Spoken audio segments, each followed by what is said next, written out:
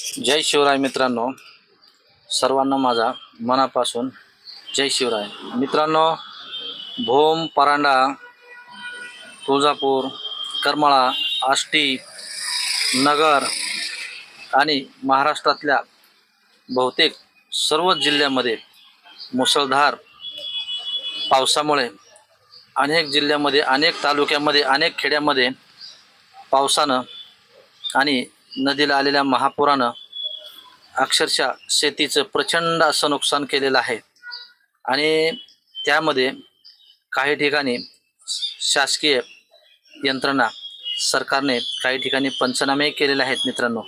परंतु आज आपण जे मराठी मीडिया, TV9 म्हणा, ABP न्यूज म्हणा किंवा अनेक असे मराठी न्यूज चॅनल आहेत, त्यांनी कुठेही शेतकऱ्याच्या बांधावर जाऊन शेतकऱ्याची तळमळ, शेतकऱ्याची व्यथा किंवा शेतकऱ्याचं घरादाराचं, जनावराचं, अगदी शेतीचं, कुणाकुणाची शेती पूर्ण वाहून गेली आहे त्याचं साधं कव्हरेज दाखवलेलं नाही। आणि अशामध्ये मित्रांनो, आपण जर तुम्ही सुशिक्षित असाल तर आपला आवाज किंवा आपली जी जमिनीची, शेतीची नुकसानं झाले आहेत या पुरामुळं, ते आपण सोशल मीडियावर आपल्या मोबाईलद्वारे, कॅमेऱ्याद्वारे टिपून अगदी सरकारपर्यंत कसे पोहोचता येईल तेवढे आपण स्वतः काम करणे गरजेचे आहे मित्रांनो।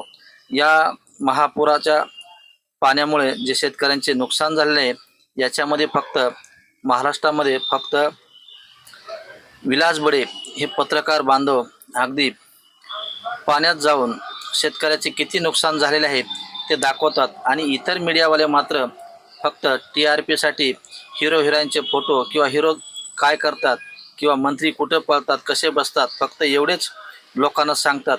म्हणून मित्रांनो, या जगामध्ये आपलं कोणी असं नसतं। त्याच्यामुळे आपल्याला जे काही दुःख आहे ते आपण स्वतःहून शासन दरबारी मांडण्यासाठी आपण आपल्या सोशल मीडियाचा वापर करून आपलं जे काही नुकसान झालं आहे ते शासनापर्यंत कसं मांडता येईल एवढंच आपण काम करायचं आहे मित्रांनो। धन्यवाद।